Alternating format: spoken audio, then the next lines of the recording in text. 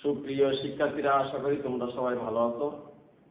আর মহান রাব্বুল আলামিনের কাছে আমাদের সবসময় কামনা প্রার্থনা সেটাই, তোমরা সবসময় ভালো থাকো, সুস্থ থাকো, সুন্দর থাকো। আর সেই সাথে পড়াশোনাটাকে তোমাদের জীবনের সঙ্গী করে নাও। আমরা সর্বদা সে প্রার্থনাই করি তোমাদের জন্য।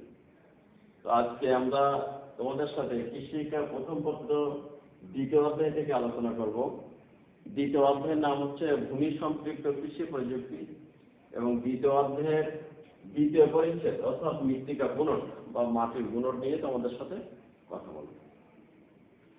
তো আমরা জানি মাটির বুনট হচ্ছে মাটির একটি ভৌত ধর্ম। কি ধর্ম? ভৌত ধর্ম। মাটিতে বিভিন্ন আকার ও আয়তনের খনিজ কণা বিদ্যমান থাকে, যেমন বালি, পলি ও কর্দম। এই কণাগুলো মধ্যে কোনোটা মোটা, কোনোটা মাঝারি, আবার কোনোটা খুবই ছোট। সুতরাং এর উপরে ভিত্তি করে আমরা মৃত্তিকা বুনটকে এভাবে সংজ্ঞায়িত করতে পারি। মৃত্তিকা বুনট হল মাটিতে বিদ্যমান বালি, পলি ও কর্দম কণাসমূহের শতকরা পরিমাণ বা পারস্পরিক অনুপাত। অন্য কথায় মৃত্তিকা বুনটকে আমরা অন্যভাবেও বলতে পারি, যে মাটিতে বিদ্যমান খনিজ কণাসমূহের পারস্পরিক অনুপাত দ্বারা সৃষ্ট মাটির স্থূলতা ও সূক্ষ্মতাকে মৃত্তিকা বুনট বলা হয়। তো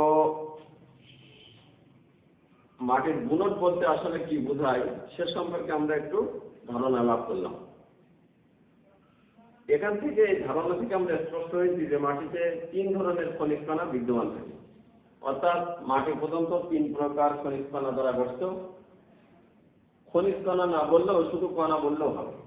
মাটি তিন প্রকার কণা দ্বারা গঠিত, একটি হচ্ছে বালি, আরেকটি পলি এবং আরেকটি কর্দম। মাটিতে কখনো এক ধরনের খনিজ কণা কিন্তু বিদ্যমান থাকে না, এতে কম বেশি সব ধরনের কণাই বিদ্যমান থাকে। এখন বুনট ভিত্তিক মাটির শ্রেণী বিভাগ, আন্তর্জাতিক ও যুক্তরাষ্ট্র পদ্ধতি। যুক্তরাষ্ট্র হচ্ছে ইউএসডিএ। তোমরা দেখো ইউএসডিএ এর ফুল মিনিং হচ্ছে United states department of agriculture. তো মাটির বুনট ভিত্তিক বিভাগে বলছিলাম আন্তর্জাতিক ও যুক্তরাষ্ট্র পদ্ধতি অর্থাৎ ইউএসডি পদ্ধতি। এই উভয় পদ্ধতিতে মাটির বুনটকে 12টি শ্রেণীতে ভাগ করা হয়। কয়টি শ্রেণীতে? 12টি শ্রেণীতে ভাগ করা হয়। তো এই শ্রেণীটা আলোচনার পূর্বে আমরা মাটি সম্পর্কে একটু ধারণা নিব, যে মাটি কি, মাটি কত প্রকার ও কি কি। মাটি হচ্ছে ভূপৃষ্ঠের উপরিভাগে নরম স্তরকে মাটি বলে। আর এই মাটি হচ্ছে প্রধানত তিন প্রকার: বেলে মাটি, দোআঁশ মাটি আর এঁটেল মাটি। বেলে মাটি অর্থাৎ যে মাটিতে বালির ভাগ বেশি, অর্থাৎ বালির পরিমাণটাই বেশি থাকে যে মাটিতে, সেটাকে বেলে মাটি বলা হয়। আর এঁটেল মাটি হচ্ছে যে মাটিতে কাদার ভাগ বেশি, কর্দম কণার ভাগ বেশি, সেটাকে আমরা এঁটেল মাটি বলি। আর দোআঁশ মাটি হচ্ছে বেলে মাটি, পলি মাটি আর এঁটেল মাটির সুসংমিশ্রণে গঠিত যে মাটি, সেটাকে দোআঁশ মাটি বলা হয়। অর্থাৎ মাটির যে তিনটি কণা বালি, পলি ও কর্দম, এই তিনটি কণার সুসংমিশ্রণে গঠিত মাটির নাম দোআঁশ মাটি। তো আমরা এখন ফিরে যাই মাটির বুনট ভিত্তিক শ্রেণী বিভাগে। আমরা এতক্ষণে জানলাম যে মাটি প্রধানত তিন প্রকার: বেলে মাটি, এঁটেল মাটি আর দোআঁশ মাটি। তো বেলে মাটির ক্ষেত্রে আমরা যেটা বলবো,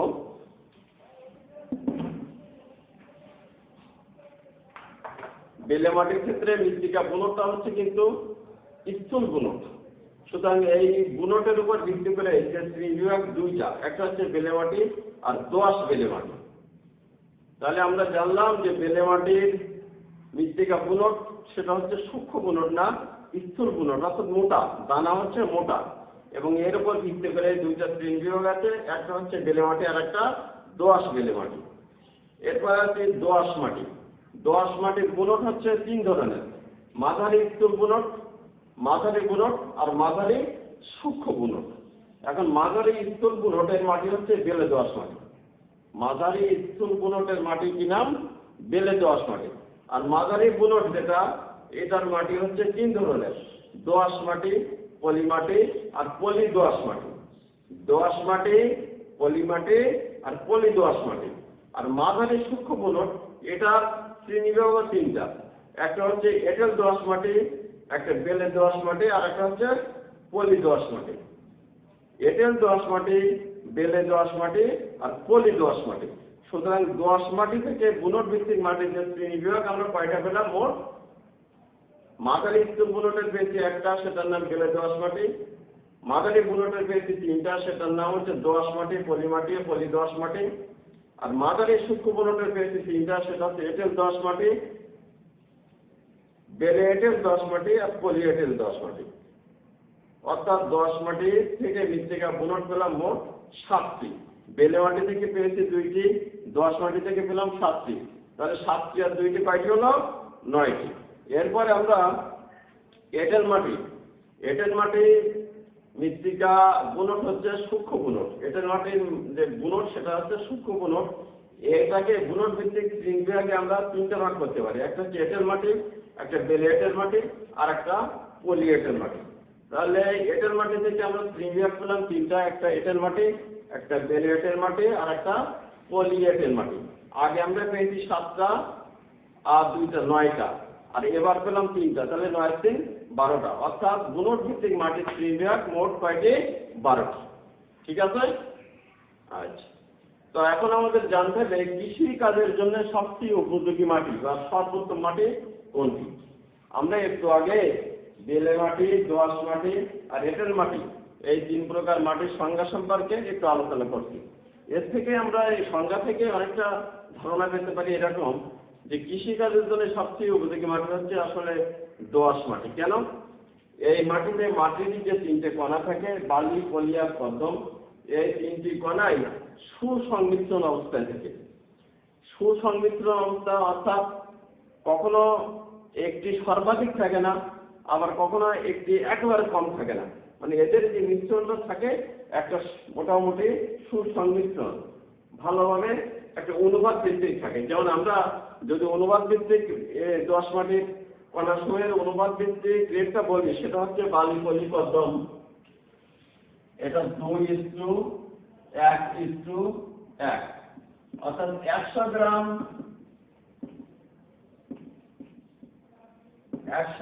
দোআঁশ মাটিতে 50 গ্রাম বালি, 25 গ্রাম পলি আর 25 গ্রাম কর্দম। তাহলে এই 50 আর এই 25 75 আর এই 25 100, এই হয়ে গেল 100। অর্থাৎ আমরা এটা বলতে পারি যে দোআঁশ মাটিতে বালি, পলি আর কর্দম এর যে অনুপাত সেটা হচ্ছে 2:1:1। 2 ভাগ থাকবে বালি, 1 ভাগ থাকবে পলি আর 1 ভাগ থাকবে কর্দম। এই 3টা কণার সুসংমিশ্রণ দোআঁশ মাটিতে থাকে বিধায় দোআঁশ মাটি কৃষিকাজের জন্য সবচেয়ে উপযোগী মাটি। বাংলাদেশের বেশিরভাগ অঞ্চলের মাটি কিন্তু এই দোআঁশ শ্রেণীর। তো আমরা এখন ইন্টারন্যাশনাল সয়েল সার্ভে সিস্টেমের হিসাব অনুযায়ী মৃত্তিকার কণাসমূহের আকার সম্পর্কে একটু জানবো। আমরা 3টা আকারের কথা বলছি: একটা হচ্ছে বালি, একটা পলি আর একটা কর্দম। বালির আকার হচ্ছে 2 থেকে 0.02, 2 থেকে 0.02। এটা হচ্ছে ব্যাস আর কি, একটা কণার ব্যাস, এটা মিলিমিটার। আর পলি হচ্ছে 0.02 থেকে 0.002 মিলিমিটার। আর কর্দম হচ্ছে 0.002 এর কম। কর্দম হচ্ছে 0.002 মিলিমিটারের কম। তাহলে আমরা মাটির যে 3টা কণা আছে, বালি, পলি, কর্দম, এই 3টার আকার সম্পর্কে জানলাম। যে বালি মাটির, বেলে মাটির কণার আকার হচ্ছে 2 থেকে 0.02 মিলিমিটার। অর্থাৎ এটা হচ্ছে ওই কর্দম কণার ব্যাস। পলি কণার ব্যাস হচ্ছে 0.02 থেকে 0.002 মিলিমিটার এবং কর্দম কণার ব্যাস হচ্ছে 0.002 মিলিমিটার এর কম। তো মাটির যে তিনটে কণা আছে তার ব্যাস সম্পর্কে আমরা একটু জানলাম। এখন মাটির একটা গঠন চক্র আছে, অর্থাৎ 4টি উপাদানের সমন্বয়ে মাটি গঠিত হয়। আমরা এখন জানবো এই 4টি উপাদান মাটিতে কোনটা কি পরিমাণে থাকে। যখন আমরা এখানে একটি বৃত্ত আঁকাই, এই বৃত্তের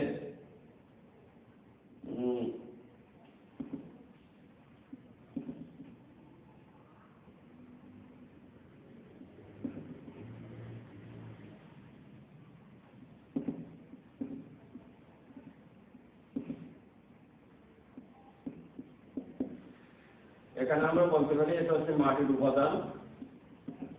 মাটির উপাদান এখানে জৈব পদার্থ থাকে 5%, এটা হচ্ছে জৈব পদার্থ। খনিজ পদার্থ থাকে 45%, আর বায়ু থাকে 25%, আর পানি থাকে 25%। সুতরাং 4টি উপাদানের সমন্বয়ে মাটি গঠিত হয়। কি কি? জৈব পদার্থ, খনিজ পদার্থ, বায়ু আর পানি। এই 4টি উপাদানের ভিতরে জৈব পদার্থ সবচেয়ে কম থাকে কত পার্সেন্ট? 5%, আর খনিজ পদার্থ থাকে 45%, বায়ু থাকে 25%, আর পানি থাকে 25%। এই 4টি উপাদান নিয়ে গঠিত হয় কি? মাটি। এখন আমরা 3 প্রকার মাটির বৈশিষ্ট্য সম্পর্কে একটু জানবো। 3 প্রকার মাটির প্রথমে আমরা বলি বেলে মাটির বৈশিষ্ট্য সম্পর্কে। আমরা একটু আগে বলেছি যে মাটিতে বালির ভাগ বেশি, অর্থাৎ বেলে মাটিতে 80% বা তার বেশি বালিকণা থাকে। এই মাটির ভিতর দিয়ে পানি কিন্তু সহজেই অপসারিত হয়, এই জন্য এই মাটি তাড়াতাড়ি শুকায়। বেলে মাটি তাড়াতাড়ি কেন শুকায়? এই মাটির ভিতর দিয়ে পানি সহজেই অপসারিত হয়। আর বেলে মাটি জৈব পদার্থ পুষ্টি উপাদান ধরে রাখতে পারে না, এ কারণে এই মাটি কিন্তু অনুর্বর। সেজন্য তো বেলে মাটি কৃষিকাজের উপযোগী না। জৈব পদার্থ এবং পুষ্টি উপাদান এটা কিন্তু এই মাটি ধরে রাখতে পারে না। তাছাড়া বেলে মাটি যখন আঙ্গুলে ঘষায় তখন কড়কড় শব্দ করে। কেমন শব্দ করে? কড়কড় শব্দ করে। শুষ্ক অবস্থায় বেলে মাটি যখন শুকায় যায় তখন এই মাটি এর কণাগুলো বেশ নরম, শুষ্ক অবস্থায় বেশ নরম। সাধারণত মরুভূমি অঞ্চলে, নদীর চরাঞ্চলে ও সমুদ্র উপকূলে এই মাটি দেখা যায়। তাহলে বেলে মাটি কোথায় দেখা যায়? মরুভূমি অঞ্চলে, নদীর চরাঞ্চলে ও সমুদ্র উপকূলে বেলে মাটি দেখা যায়। এই মাটিতে চীনাবাদাম, ফুটি, তরমুজ ইত্যাদি ভালো জন্মে। কি কি ভালো জন্মে বললাম? চীনাবাদাম, ফুটি, তরমুজ।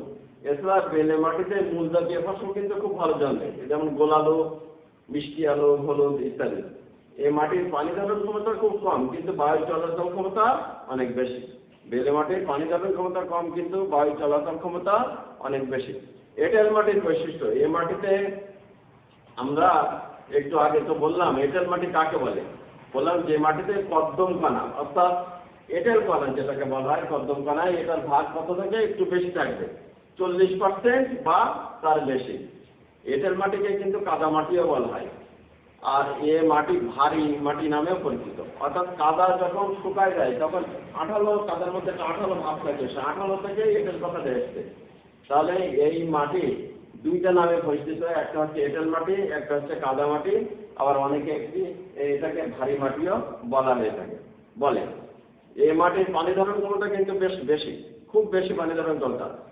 তবে বায়ু ও পানির চলাচল ক্ষমতা কম। পানির ধারণ ক্ষমতা বেশি, কিন্তু বায়ু ও পানির চলাচল ক্ষমতা কম। এই মাটি আঙ্গুলে ঘষলে ক্যালসিয়াম পাউডারের মতো পিচ্ছিল মনে হয়, ক্যালসিয়াম পাউডারের মতো পিচ্ছিল মনে হয়। আর্দ্র এঁটেল মাটি আঠালো চটচটে হয়, কিন্তু শুষ্ক অবস্থায় খুব শক্ত হয়। এ মাটি আঠালো চটচটে হয়, কিন্তু যখন শুকায় যায় তখন বেশ শক্ত হয়ে যায়। সহজে কিন্তু পছন্দ করা যায় না। কেন? সহজে শক্ত হয়ে যায়, এদিকে অতি সহজে পছন্দ করা যায় না। এ মাটিতে ধান ও পাট খুব ভালো জন্মে। এছাড়া গম, আখ ইত্যাদি ফসলও ভালো হয়। এগুলো হলো এঁটেল মাটির বৈশিষ্ট্য। এখন আমরা দোআঁশ মাটির বৈশিষ্ট্য বলবো। আমরা একটু আগেও বলেছি যে কৃষিকাজের জন্য দোআঁশ মাটি সবচেয়ে ভালো। কেন ভালো? এই মাটিতে 3টি কণা, বালি, পলি আর কর্দম, এই 3টি কণায় সুসংমিশ্রণ অবস্থায় থাকে। এই মাটিতে বালি, পলি আর কর্দম কণার অনুপাত হচ্ছে 2:1:1, অর্থাৎ এই মাটি পানি ধারণ ক্ষমতা আর শোষণ ক্ষমতা বেশ ভালো। এই মাটি কর্ষণ কাজ ভালো হয়, অর্থাৎ এই মাটিতে ভালোভাবে চাষাবাদ করা যায়, তেমন ঢেলার সৃষ্টি হয় না, মাটির রসলা থাকে এবং পানিবদ্ধতার কোনো সমস্যা এই মাটিতে দেখা যায় না। ফসলের ভিতরে আমরা ধান, পাট, আখ, গম এবং অন্যান্য সকল রবি শস্য এই দোআঁশ মাটিতে খুব ভালোভাবে জন্মে। তো এই হলো 3 প্রকার মাটির বৈশিষ্ট্য। আমরা এখন কৃষিতে মৃত্তিকা বুনটের গুরুত্ব সম্পর্কে একটু জানবো। কৃষিতে মৃত্তিকা বুনটের মাটিতে ভৌত ধর্ম আছে, সেই ভৌত ধর্মের যাবতীয় গুণাগুণের উপরে মৃত্তিকা বুনট ব্যাপক প্রভাব বিস্তার করে থাকে। এই জন্য কৃষিক্ষেত্রে মৃত্তিকা বুনটের গুরুত্ব অপরিসীম। তো আমরা এগুলো নিয়ে একটু আলোচনা করি। যেমন মৃত্তিকা বুনটের মাধ্যমে মাটির গঠন প্রক্রিয়া সম্পর্কে জানা যায়। এছাড়া মাটির শ্রেণী বিভাগ করা যায় মৃত্তিকা বুনটের মাধ্যমে। মাটির কণাসমূহের স্থূলতা ও সূক্ষ্মতা মৃত্তিকা বুনটের মাধ্যমে নিরূপণ করা যায়।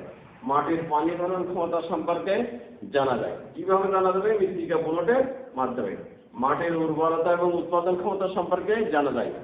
মাটির বায়ু চলাচলের অবস্থা, অর্থাৎ মাটির ভিতর দিয়ে কি পরিমাণ বাতাস চলাচল করতে পারবে কি পারবে না, কম পারবে কি বেশি পারবে না, এটা কিন্তু মৃত্তিকা বুনটের মাধ্যমে জানা যায়। তারপরে ভূমি কর্ষণের সুবিধা অসুবিধা, এটাও কিন্তু মৃত্তিকা বুনটের মাধ্যমে জানা যায়। অণুজীবের কার্যাবলী নিয়ন্ত্রণ করে, কে নিয়ন্ত্রণ করে? মৃত্তিকা বুনট। মাটিতে অণুজীবের যে কাজ সেটাকে নিয়ন্ত্রণ করে মৃত্তিকা বুনট। মাটির পিএইচ নিয়ন্ত্রিত হয়। কিভাবে নিয়ন্ত্রিত হয়? পিএইচটা কি? পিএইচ হচ্ছে মাটির অম্লত্ব খাদ্য প্রকাশের একক। এই পিএইচ নিয়ন্ত্রণ করে কে? মৃত্তিকা বুনট। এছাড়া মাটিতে পুষ্টি উপাদানের ধারণ ক্ষমতা মৃত্তিকা বুনট কিন্তু নিয়ন্ত্রণ করে থাকে। মাটির ভৌত, রাসায়নিক ও জৈবিক গুণাবলীরও মৃত্তিকা বুনটের মাধ্যমে নিয়ন্ত্রিত হয়। এছাড়া কোনো অবকাঠামো নির্মাণ করতে মাটির উপযুক্ততা মৃত্তিকা বুনটের মাধ্যমে জানা যায়। শিলা ও খনিজের অবক্ষয়ের পর্যায় মৃত্তিকা বুনটের মাধ্যমে জানা যায়। মাটিতে বীজ বপনকাল মৃত্তিকা বুনটের মাধ্যমে নিয়ন্ত্রিত হয়। মৃত্তিকা বুনটের মাধ্যমে মাটির বয়সও নির্ণয় করা যায়। ইত্যাদি বিভিন্ন কাজে, অর্থাৎ কৃষি ক্ষেত্রের প্রায় সর্বক্ষেত্রে মৃত্তিকা বুনটের গুরুত্ব অপরিসীম। সুতরাং আমরা এটুকু বলতে পারি যে কৃষির যাবতীয় ক্ষেত্রে মৃত্তিকা বুনট অত্যন্ত গুরুত্বপূর্ণ। তো আমরা এখন মাটির পানি ধারণ ক্ষমতা সম্পর্কে একটু জানবো। আমরা একটু আগে বলেছি মাটি হচ্ছে আসলে মেনলি 3 প্রকার। বেলে মাটি, যার পানি ধারণ ক্ষমতা কিন্তু খুবই কম, মাত্র 5%। এরপরে আছে এঁটেল মাটি, এর পানি ধারণ ক্ষমতা অত্যাধিক, অর্থাৎ 50%। এরপরে আছে দোআঁশ মাটি, যার পানি ধারণ ক্ষমতা 35%, তবে বায়ু চলাচল ক্ষমতা মধ্যম। এই মাটিতে সূক্ষ্ম ও স্থূল রন্ধ্রের অনুপাত 1:1, অর্থাৎ দোআঁশ মাটিতে স্থূল রন্ধ্র যে পরিমাণে থাকবে সূক্ষ্ম রন্ধ্র সেই পরিমাণে থাকবে। তো উল্লেখ্য, বেলে মাটি, এঁটেল মাটি কৃষিকাজের জন্য উপযোগী নয়। কোন কোন মাটি? বেলে মাটি আর এঁটেল মাটি। কৃষিকাজের জন্য উপযোগী মাটি হচ্ছে দোআঁশ মাটি। কেন কৃষিকাজের জন্য উপযোগী মাটি দোআঁশ মাটি কেন বলো? কারণ দোআঁশ মাটিতে মৃত্তিকার যে 3টা কণার কথা বললাম, বালি, পলি আর কর্দম, এই 3টে কণাই সুসংমিশ্রণ অবস্থায় থাকে। তাছাড়া ফসল উৎপাদনের জন্য অনুকূল ভৌত, রাসায়নিক ও জৈবিক ধর্ম এই দোআঁশ মাটিতে বিদ্যমান থাকে, কিন্তু বেলে মাটি আর এঁটেল মাটিতে সেটা থাকে না। আর দোআঁশ মাটিতে মাটির সূক্ষ্ম এবং স্থূল কণার অনুপাত সর্বদা 1:1 থাকে, কিন্তু বেলে এঁটেল মাটিতে এই রন্ধ্রের পরিমাণে অনেক তারতম্য দেখা যায়। তাই কৃষির উন্নয়নের জন্য বেলে মাটি ও দোআঁশ মাটি, বেলে মাটি ও এঁটেল মাটি উপযোগী নয়, উপযোগী হচ্ছে দোআঁশ মাটি। এখন যদি কোথাও বেলে মাটি থাকে, আমরা কিভাবে সেটাকে দোআঁশ মাটিতে রূপান্তর করতে পারবো? কোথাও যদি এঁটেল মাটি থাকে, আমরা কিভাবে দোআঁশ মাটিতে রূপান্তর করতে পারবো? অর্থাৎ কৃষির উৎপাদন বৃদ্ধি করতে পারবো, কৃষিকাজের জন্য মাটিকে উপযুক্ত করে তুলতে পারবো, সে সম্পর্কে একটু আলোচনা করবো। তো বেলে মাটিকে দোআঁশ মাটিতে রূপান্তরিত করতে কিছু পন্থা বা আমাদের অবশ্যই অবলম্বন করতে হবে। যেমন বেলে মাটিতে যদি আমরা এঁটেল মাটি ব্যবহার করি, তাহলে কর্দম ও পলিকণা বেশি থাকে এঁটেল মাটিতে। আর যখন বেলে মাটিতে এটি প্রয়োগ করা হয়, তখন বালি, পলি আর কর্দম কণার অনুপাত হয় 2:1:1। এর ফলে ওই মাটি আস্তে আস্তে দোআঁশ মাটিতে রূপান্তরিত করে। বিভিন্ন প্রকার জৈব সার ব্যবহার করেও বেলে মাটিকে দোআঁশ মাটিতে রূপান্তর করা যায়। এই জৈব সারগুলোর মধ্যে আছে সবুজ সার, খামারজাত সার, কম্পোস্ট সার, কেঁচো সার ইত্যাদি।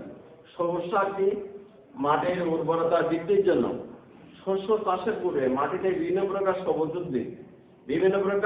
সবুজ উদ্ভিদ যেমন ধঞ্চা, শনপাট, গসিম ইত্যাদি জন্মিয়ে সেগুলো নরম অবস্থায় চাষ দিয়ে মাটির সাথে মিশিয়ে দিলে জমিতে যে জৈব সার তৈরি হয় তাকে সবুজ সার বলে। এই সবুজ উদ্ভিদ বেলে মাটিতে জন্মিয়ে মাটির সাথে মিশিয়ে দিলে নির্দিষ্ট সময়ের ব্যবধানে এটি দোআঁশ মাটির অনুরূপ বৈশিষ্ট্যে পরিণত হয়ে যায়।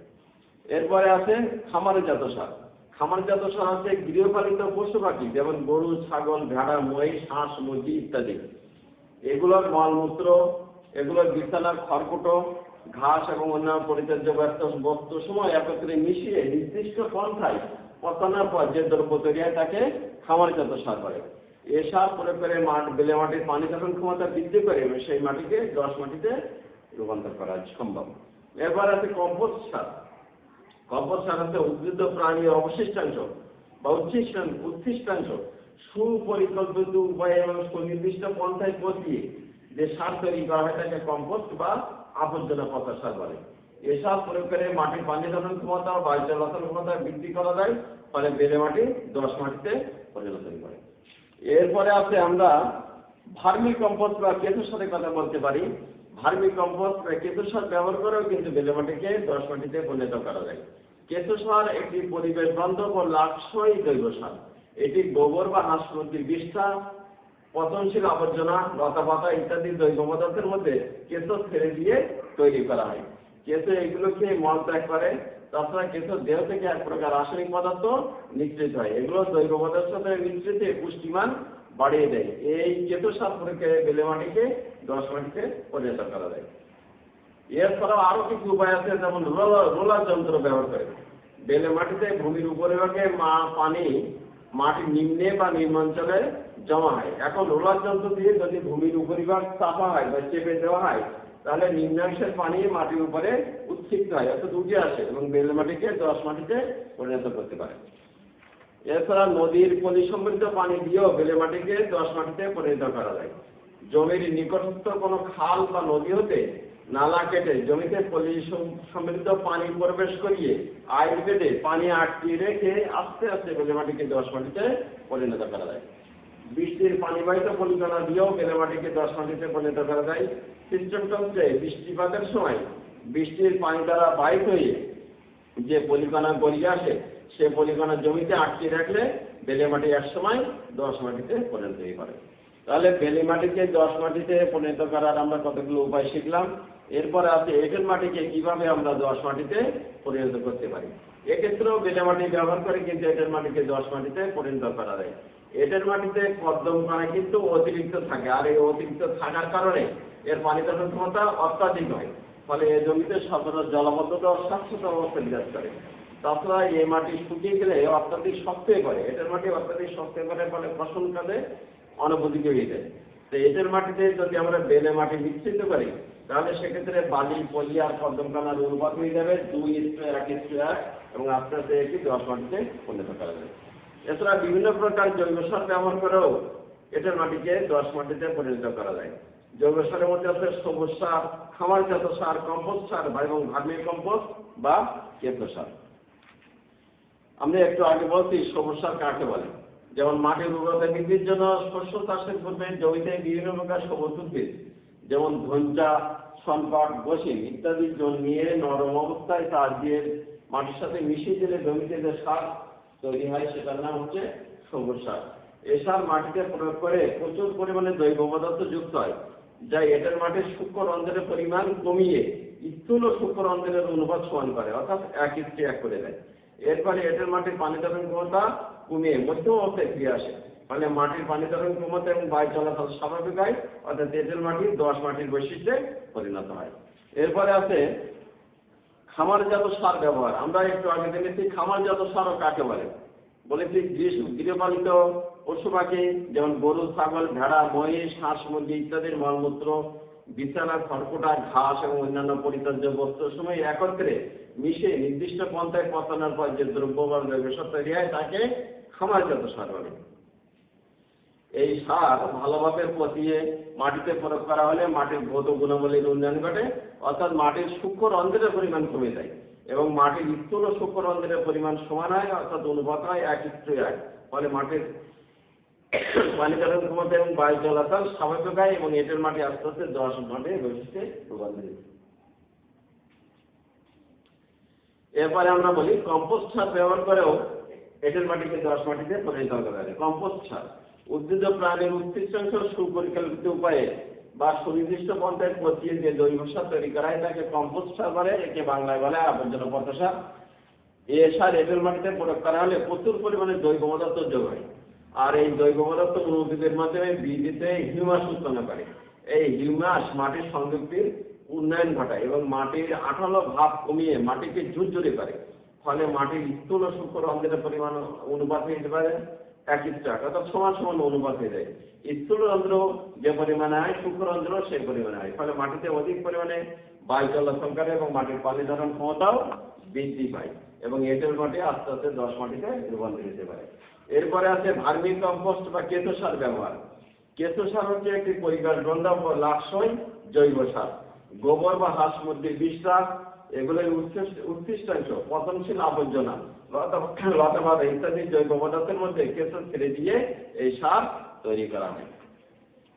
কেঁচো এগুলি খেয়ে মল ত্যাগ করে। তাছাড়া কেঁচোর দেহ থেকে এক প্রকার রাসায়নিক পদার্থ নিঃসৃত হয়, এগুলো জৈব পদার্থের সাথে মিশ্রিত হয়ে একটি উন্নত জৈব সারে পরিণত হয়। এই জৈব সার পরবর্তীতে বীজে হিউমাস উৎপন্ন করে। হিউমাস মাটির পানি ধারণ ক্ষমতা ও বায়ু চলাচল স্বাভাবিক করে, ফলে এঁটেল মাটি ধীরে ধীরে দোআঁশ মাটিতে পরিণত হতে পারে। এছাড়া গভীরভাবে ভূমি কর্ষণের মাধ্যমে আমরা এঁটেল মাটিকে দোআঁশ মাটিতে পরিণত করতে পারি। গভীরভাবে ভূমি কর্ষণ যখন করা হয় তখন নিম্ন স্তরের মাটি উপরে উঠে আসে, ফলে এঁটেল মাটি আংশিকভাবে হলেও আস্তে আস্তে দোআঁশ মাটিতে রূপান্তরিত হতে পারে।